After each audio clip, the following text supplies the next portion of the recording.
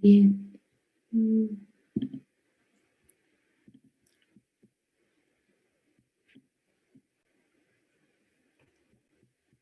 ¿Sí, sí la ven?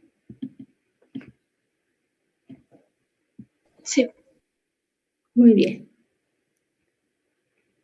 Bueno, estaba esperando a que llegaran más estudiantes, pero ya no llegan más. Entonces, vamos a comenzar con este tema de la última unidad, que sería apoptosis, o también llamada muerte celular programada. ¿Cómo definimos la apoptosis?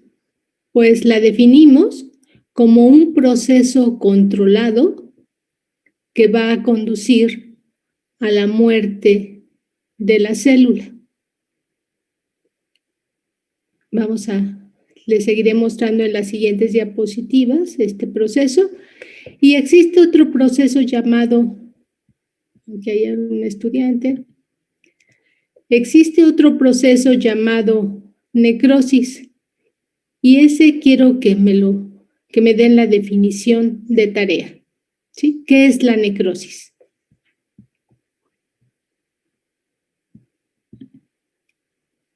Para los compañeros para los estudiantes que acaban de llegar, les estaba mencionando a sus compañeros que de tarea, por favor, busquen qué es la necrosis.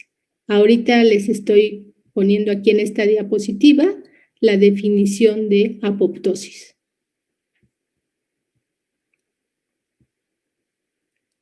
Y entonces, esta apoptosis las células que la sufren presentan características morfológicas y son las siguientes: una disminución del volumen celular, el citoesqueleto se va a colapsar, la membrana nuclear se desensambla, la cromatina, que habíamos visto que es el DNA más proteínas asociadas, se va a condensar y se fragmenta, y hay la formación de estos llamados cuerpos apoptóticos.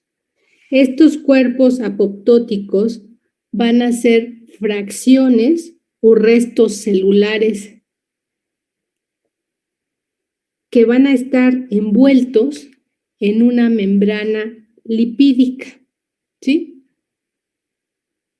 Y estos cuerpos apoptóticos se van a formar en la última o en la etapa tardía del proceso de apoptosis.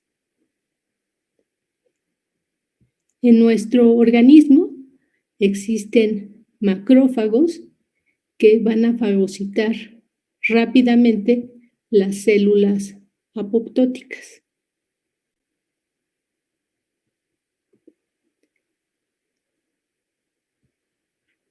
¿Le puedo cambiar?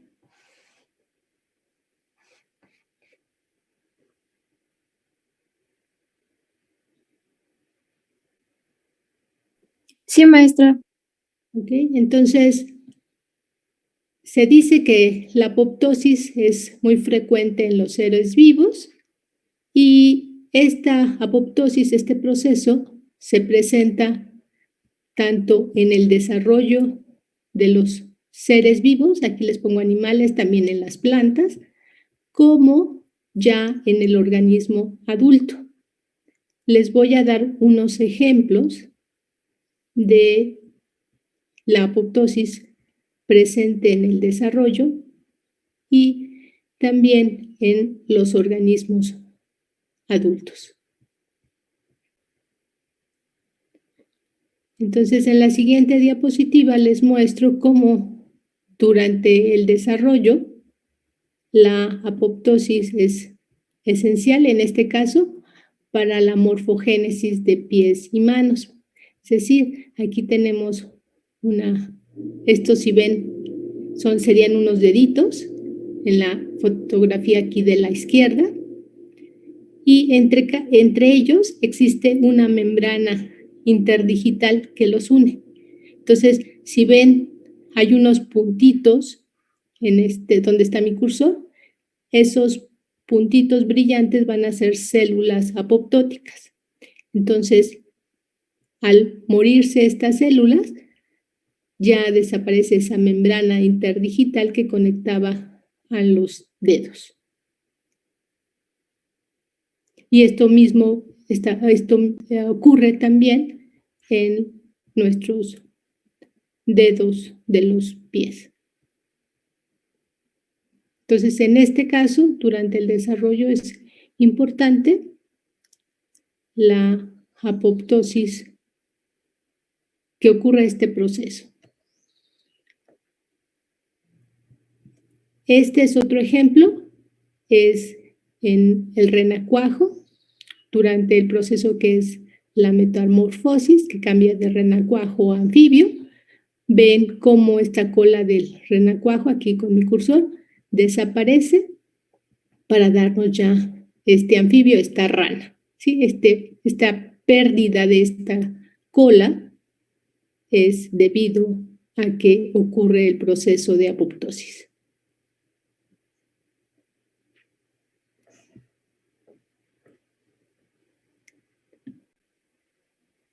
También esto ya es en adultos, en nosotros los adultos, se sabe, bueno, o también en los niños, se sabe que los linfocitos, no durante el desarrollo, sino ya después del desarrollo, los linfocitos, nuestras células, nuestros glóbulos blancos, van a producirse para combatir infecciones y eliminarlas por apoptosis, ¿sí? Y estos, o sea, estas células que sufren apoptosis van a ser fagocitadas por los linfocitos. Y una vez que estos linfocitos cumplen con su función, pues también son eliminados.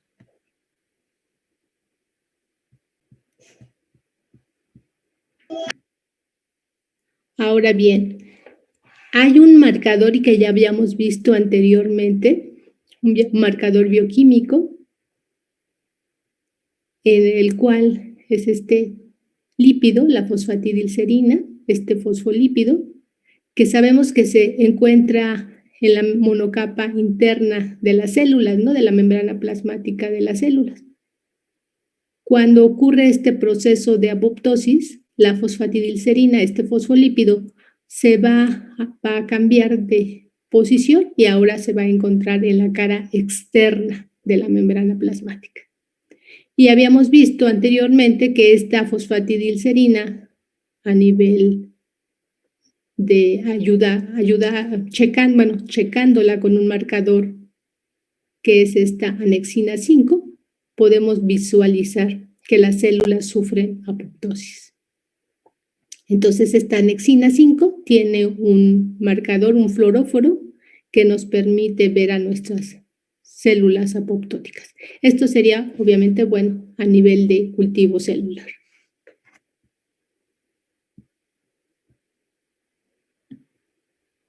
¿Puedo cambiarle? Esto ya lo habíamos visto antes.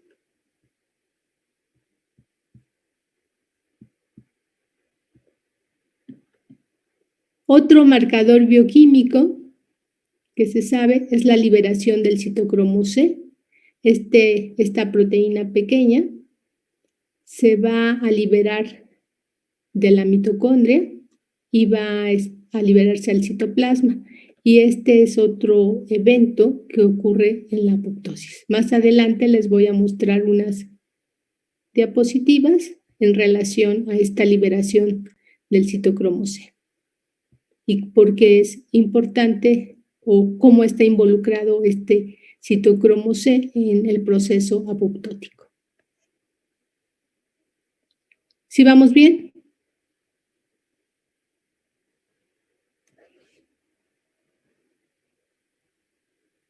¿Sí o no?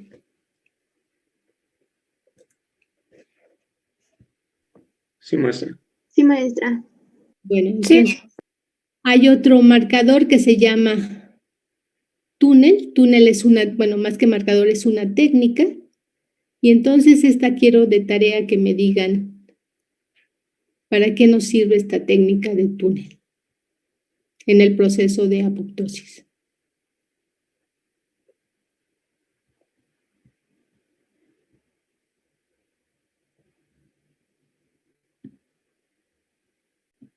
Ahora bien, este proceso apoptótico va a estar mediado por unas enzimas llamadas caspasas. Estas enzimas, obviamente, bueno, ya saben, son proteínas y estas caspasas van a tener la capacidad de cortar otras proteínas, es decir, son proteasas y su nombre, aquí les pongo, deriva tienen caspasas, tienen una C, que es la nomenclatura de una letra de los aminoácidos, que es la cisteína, y después tienen ASP. ¿Recuerdan la nomenclatura de 3 letras? Sería el aspartico, ¿sí? Y entonces esta C es porque tienen una cisteína en el sitio activo y después del aspartico, estas enzimas van a cortar a las proteínas que son su sustrato. ¿Sí se entendió?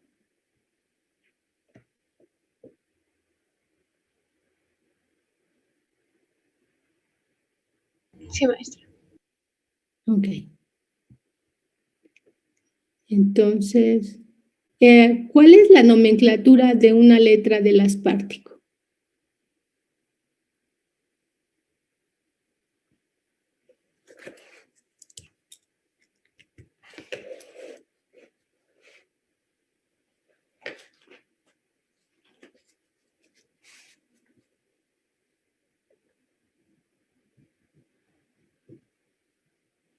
¿No? ¿Nadie? ¿Alguien despierto? ¿Cuál es la nomenclatura de una letra del ácido aspartico? De este aminoácido.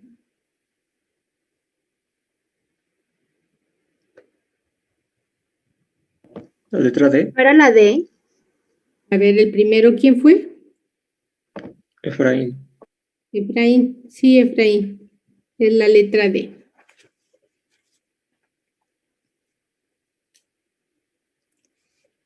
Muy bien, entonces cuando estas proteínas ven su sustrato, recuerden, van a encontrar ese aspartico y después de ese aspartico va a ser ese corte, o sea, después de una letra D, ¿no?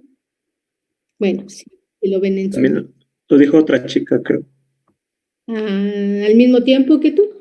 Sí, creo, casi al mismo tiempo. Ok, ¿quién era? Sofía Jiménez, maestra. Sofía Jiménez. Muy bien. Para escribir. Ok, entonces estas caspasas van a presentar 3 regiones, 3 dominios. Ya sabemos que las proteínas tienen un amino terminal y un carboxilo terminal. Entonces, estas caspasas tienen esta región gris que ve con mi cursor, se le llama prodominio N-terminal. La región en verde claro es la subunidad grande y la que está en verde oscuro sería la subunidad pequeña.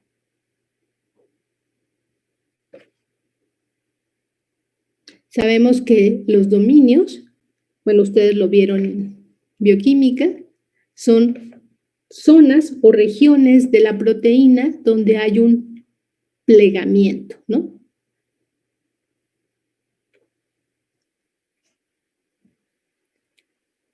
Entonces, estas caspasas para activarse requieren ser otra vez cortadas.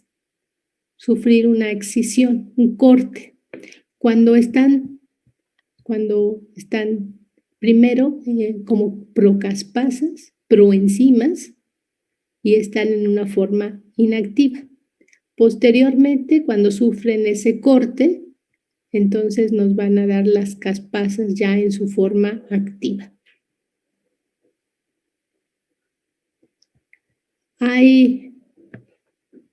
Ustedes vieron un término en bioquímica que significa simógeno, bueno, que es el simógeno. ¿Recuerdan qué es un simógeno?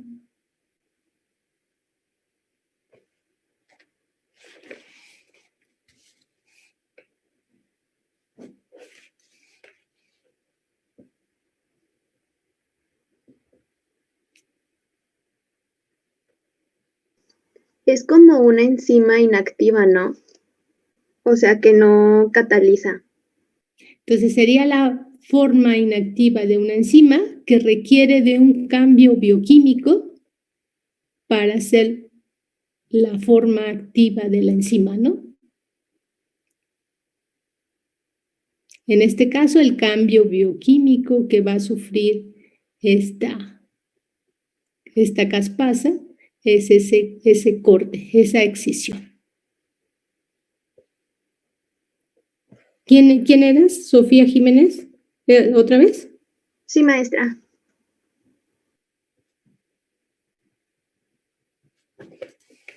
Muy bien. Entonces, las caspasas las podemos dividir en dos grupos. Aquí en rojito les pongo las caspasas iniciadoras, es el primer grupo, conformado por las caspasas las ponen con números, la caspasa 2, la caspasa 8, la caspasa 9 y la caspasa 10. Otro grupo van a ser las caspasas efectoras, que son la 3, la 6 y la 7. Y la diferencia es que las caspasas iniciadoras, como su nombre lo dice, van a cortar las formas inactivas de las caspasas efectoras. Entonces, estas caspasas iniciadoras cortan a las efectoras o ejecutoras para que sean después activas y actúen como proteasas que son sobre sus sustratos. Y entonces ya van a efectuar diferentes vías de apoptosis. Hay otras caspasas que les pongo aquí que están involucradas en la inflamación, pero de las cuales no mencionaré más adelante. Estas me referiré más a las caspasas iniciadoras y a las caspasas efectoras.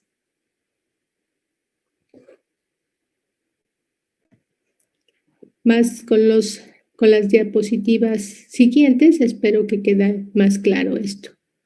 Otra cosa importante es que estas caspasas iniciadoras, para que se activen, ellas van a cortarse y de esa forma se van a activar para que así puedan después actuar sobre las caspasas efectoras.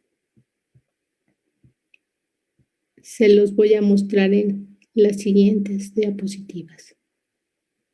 ¿Vamos bien? Sí, maestra. Sí, profesora. Bueno, entonces, aquí con esta imagen les muestro lo que les mencioné.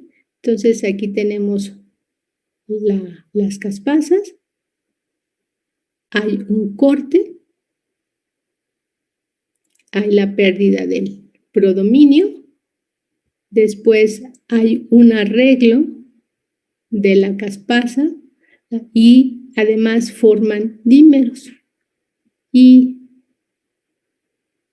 al formarse al cambiar su estructura, cuando pierden este prodominio, y formar este arreglo de subunidades grande y pequeña, de la subunidad grande y de la subunidad pequeña, entonces se activa.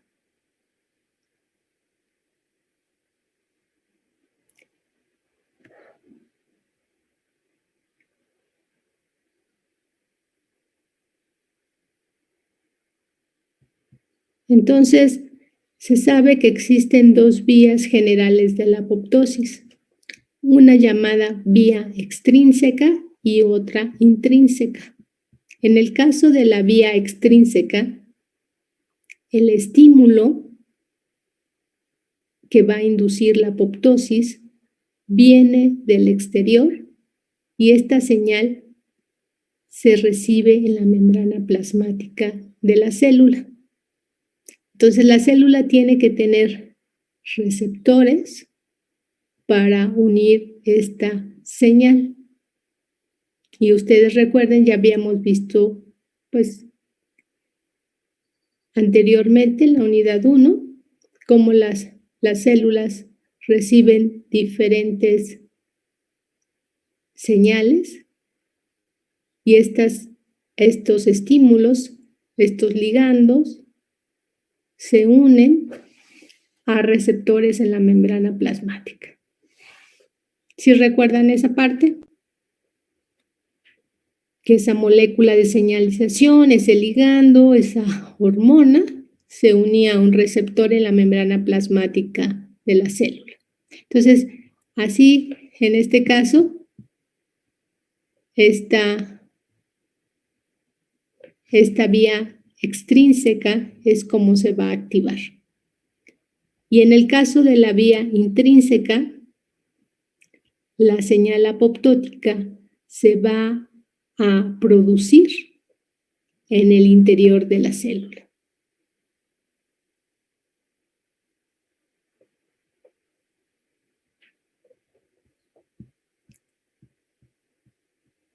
¿Sí vamos bien?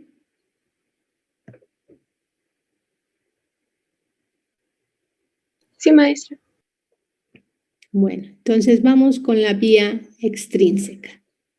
En esta, otra vez, se van a activar receptores que van a estar en la membrana plasmática de la célula. Y uno de estos receptores se llama Fas.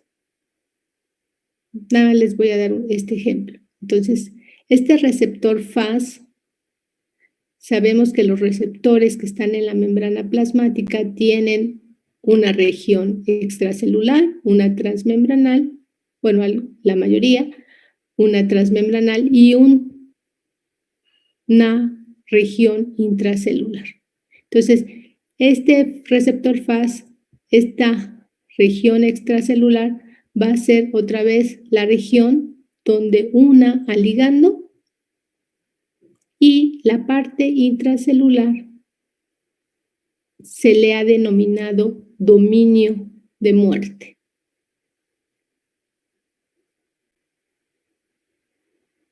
Ahora bien, a este receptor Fas, dentro de la célula se le puede unir una proteína adaptadora llamada factor asociado al dominio de muerte, que se abrevia como FADD. Y esta proteína va a tener un dominio de muerte como el del receptor con el cual se va a unir. Y va a tener un dominio también efector de muerte con el que va a unir las caspasas, ya sea la 8 o la 10. Aquí hay otros estudiantes que quieren entrar. Y estas caspasas ya habíamos visto que tienen un prodominio. Bueno, pues en ese prodominio van a tener un dominio efector de muerte con el cual van a interactuar a esta proteína adaptadora, FAD. En la siguiente diapositiva les voy a poner un dibujito, un esquema, donde se muestra cómo se activa estos receptores y cómo se van uniendo estas proteínas adaptadoras al receptor y las caspasas a esta proteína adaptadora. ¿Vamos bien?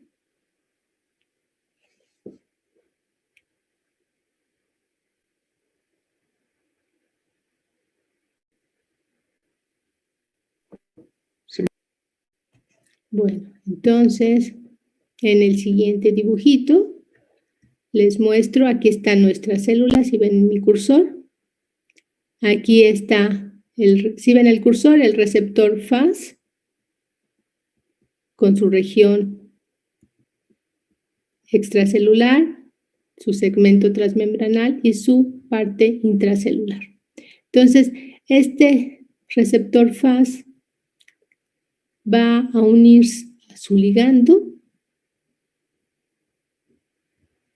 lo une y entonces vemos que la región, que este dominio de muerte del receptor va a unir al dominio de muerte de la proteína adaptadora FAT. Aquí lo ven, sería esta parte oscurita, este rectangulito gris. Y este adaptador FAT también tiene un dominio efector de muerte, que lo ven con este rectangulito guinda. Y con esa va a unir a la caspasa 8 o 10. Si la ven aquí, también la caspasa 8 o 10, ejemplificada en esta figura, también tiene este dominio efector de muerte, que se ve en rojito o guinda. Y este lo tiene en donde está su prodominio. Entonces se van uniendo después de que el receptor une a su ligando. Y después, estas caspasas, la 8 o la 10, ellas van a cortarse y posteriormente se van a activar y inducir la apoptosis de la célula. Entonces aquí les muestro cómo al final ya está esta célula en forma de, como la dibujan, ya sufrió el proceso apoptótico. Entonces, estas caspasas 8 y 10, como les puse anteriormente, pertenecen al grupo de las caspasas. ¿Cuáles?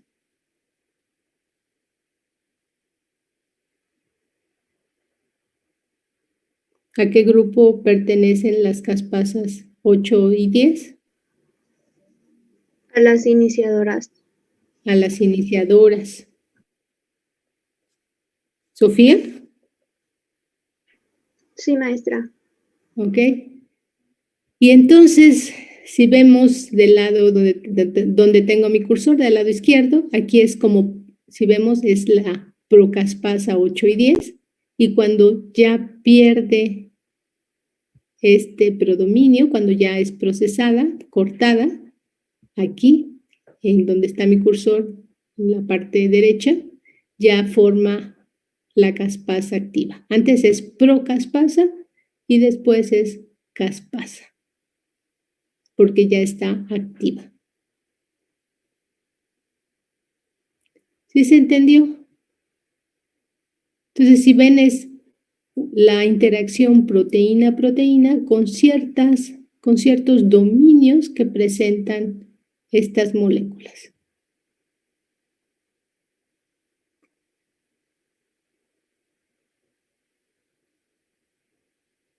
¿Sí?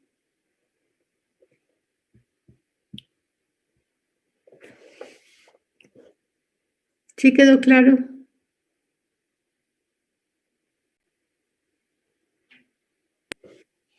Sí, maestra. Bueno, entonces, en el caso de la vía intrínseca, habíamos dicho que se genera dentro, en el interior de la célula, y que va a iniciar con en este caso les menciono la liberación del citocromo C. Entonces el citocromo C va a salir de la mitocondria. Y ya habíamos visto esta estructura de la mitocondria anteriormente. Entonces este citocromo C se libera de la mitocondria para inducir el proceso de la apoptosis. Aquí les menciono que el citocromo C, esta proteína pequeña, es un componente de la cadena de transporte de electrones en la mitocondria y este citocromo C se une a una proteína llamada APAF1 para que se active una estructura que les mostraré en la siguiente diapositiva y entonces se va a inducir la apoptosis de la célula. APAF1 quiere decir Apoptosis Protease Activating Factor 1, que es factor activador de proteasas de la apoptosis, ¿no? Entonces es Apoptosis Protease Activating Factor 1, ¿sí? O 1, como quieran. Entonces aquí, si ven del lado izquierdo mi cursor, el citocromo C está unido a la proteína verde y entonces ven su localización a nivel de la célula.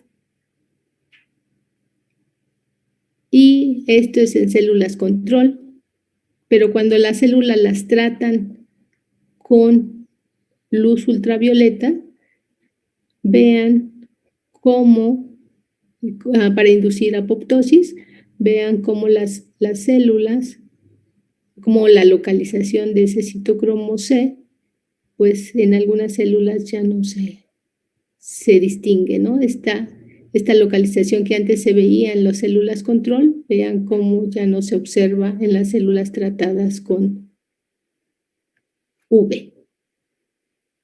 Entonces las células ya están sufriendo apoptosis. Y este citocromo C, ¿cómo es el mecanismo con el que activa la apoptosis? Bueno, en la siguiente diapositiva les muestro cómo se efectúa. Entonces, aquí tenemos un dibujito de la mitocondria. Este citocromo C va a ser liberado de la mitocondria, son estas bolitas rojas, y se va a unir a PAF1, a esta proteína. Entonces se une a PAF1, esa unión es dependiente, se sabe que es dependiente de energía, va a ocurrir la hidrólisis de ATP. Y entonces, cuando el APAF1 une al citocromo C, posteriormente va a formar esta estructura que se le llama apoptosoma. Entonces, este apoptosoma está formado por 7 unidades de proteína APAF1. Cada una de ellas va a tener unido citocromo C. Y estas se unen a través de una región del APAF1 que se llama dominio CARD. CARD, aquí se los pongo. CARD. Entonces forman esta estructura llamada apoptosoma, a la cual después se le va a unir la procaspasa 9, la cual tiene también en su prodominio un dominio CARD. Y entonces de esa forma va a interactuar con los dominios CARD de la PAF1 y después que está todo esta estructura formada, lo que va a ocurrir es que la caspasa 9 se corta y entonces al cortarse se activa y va a ir a activar a otras caspasas que son las caspasas iniciadoras. Y esas caspasas iniciadoras, ¿cuáles son?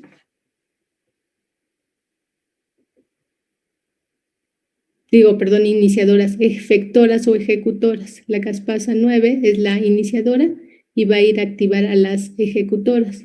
¿Cuáles serán las ejecutoras o efectoras? 3, 6 y 7. Ajá, muy bien, las va a cortar. Inflamatorias también. ¿Mande?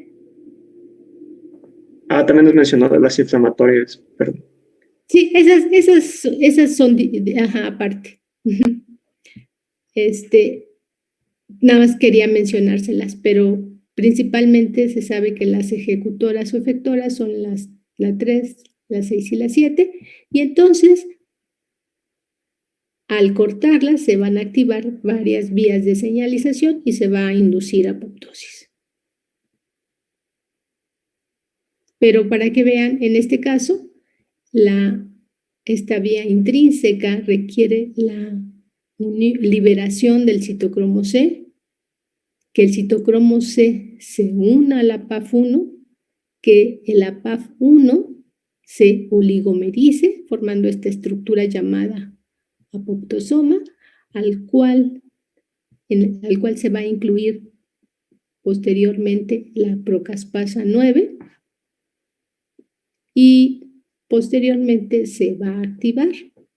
Esta procaspasa 9 se corta y nos va a dar la caspasa 9 ya activa, ¿sí? Y otra vez, esta caspasa 9 pertenece al grupo de las caspasas iniciadoras y va a activar posteriormente a las caspasas efectoras o ejecutoras. ¿Sí quedó claro?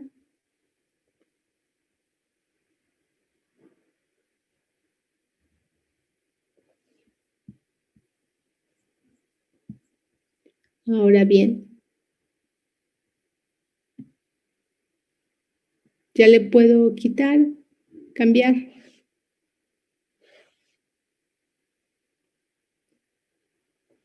Sí. Ahora, existe una familia de proteínas que se les llama familia BSL2 y existen dentro de esta familia dos grupos, los cuales unos son proteínas antiapoptóticas y otras son proapoptóticas, dentro de la misma familia. Y entonces las antiapoptóticas van a inhibir la liberación de citocromo C y las proapoptóticas lo van a facilitar.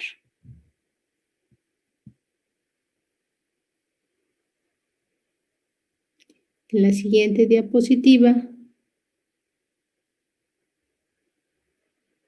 les voy a mostrar cuáles son esos grupos. Y entonces, aquí el primer grupo son las proteínas, el grupo de las proteínas antiapoptóticas, llamadas BSL2, y algunas de las proteínas que se encuentran en este grupo son la BSL2, la BSLX, y dentro de las proapoptóticas, es decir, aquellas que favorecen la apoptosis, se encuentra este grupo que se llama BH123, o bien el siguiente grupo que es BH3. En cada uno de estos grupos les puse algunos ejemplos. En el primero, BH13, están BAX y BAC, y en el BH3 están BAD, BIM, BID, PUMA y NUXA.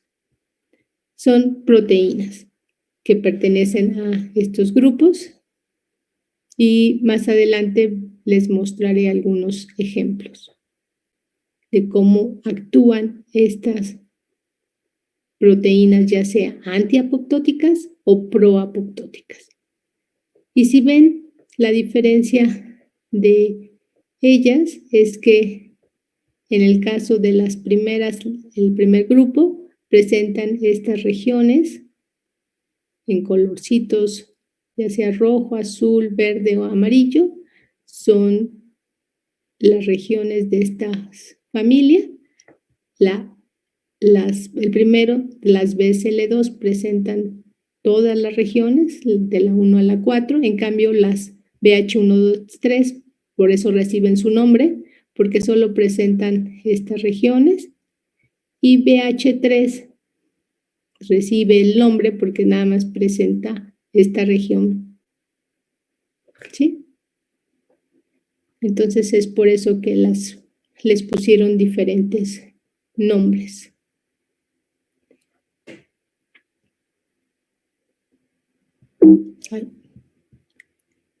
Entonces les voy a mostrar cómo. Aquí tenemos el ejemplo, la mitocondria. Y entonces lo que les había mencionado es que estos grupos, unos son anti y otros son proapoptóticos, ¿sí? Y entonces lo que van a hacer es inhibir o bien permitir la liberación del citocromo C para que se induzca la apoptosis. Entonces aquí tenemos aquí en la membrana de la mitocondria, en la membrana extracelular, a una proteína, un ejemplo de BH123, podría ser cualquiera de las que les nombré, VAX o VAC. Y estas, cuando se recibe un estímulo apoptótico, lo que va a pasar es que este estímulo va a inducir su agregación, que se agregue. Y entonces forman canales que permiten la liberación de proteínas de la mitocondria. ¿En qué parte están ejemplificadas estas proteínas que se liberan? ¿En qué estructura de la mitocondria? La zona intermembranal, ¿no? Sí, ajá. Y entonces, uno de los que se liberan de la mitocondria es el citocromo C y otras proteínas que más adelante les voy a enseñar. Entonces, aquí el estímulo apoptótico nuevamente induce la agregación de estas proteínas proapoptóticas, las cuales van a permitir la liberación de este citocromo C. Y ya vimos que este citocromo C es importante para que se le una a PAF1, que a PAF1 se oligomerice y forme el apoptosoma, ¿no? ¿Y cómo la célula contrarresta esta acción apoptótica? Bueno, les había mencionado que también dentro de la familia existen unas proteínas llamadas del mismo grupo, BSL2. Y entonces estas BSL2 lo que van a hacer es inhibir a este grupo de las BH123. Y entonces así estas proteínas no se agregan y no liberan al citocromo C. Sin embargo, estas BSL2 también pueden ser inhibidas por otro grupo que son las BH3. Entonces, BH3 se activa cuando hay un estímulo apoptótico, alguna de las proteínas de BH3 que habíamos visto, y entonces inhibe a BSL2 y BSL2 ya no inhibe a las BH123 y estas se van a agregar. Y entonces van a inducir la liberación del citocromo C.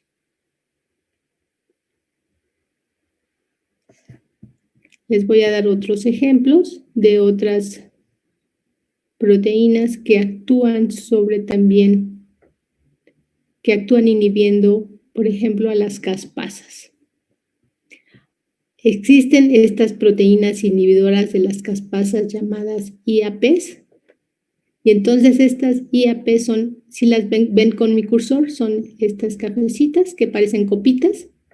Entonces, cuando las procaspasas se cortan, estas IAPs se unen a las caspasas ya cortadas y entonces no permiten su activación.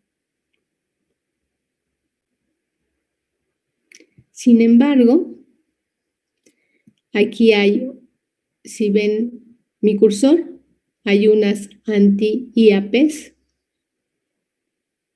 Y si existen estas anti-IAPs, ¿qué creen que pase?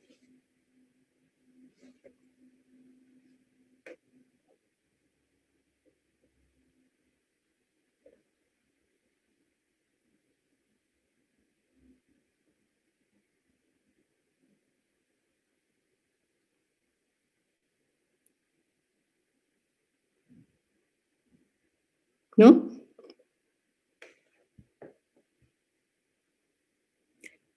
¿Nadie?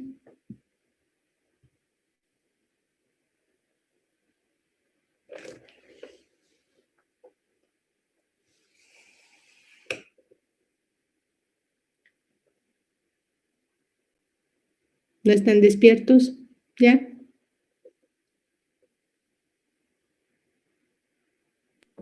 Sí, sí, profesora. Es que no sé cómo imaginar porque, o sea, si están las IAPs y bloquean a las caspasas y luego están las anti-IAPs, las pues evitan que se bloqueen, ¿no? Entonces supongo que, bueno, de ella no sé qué podría pasar.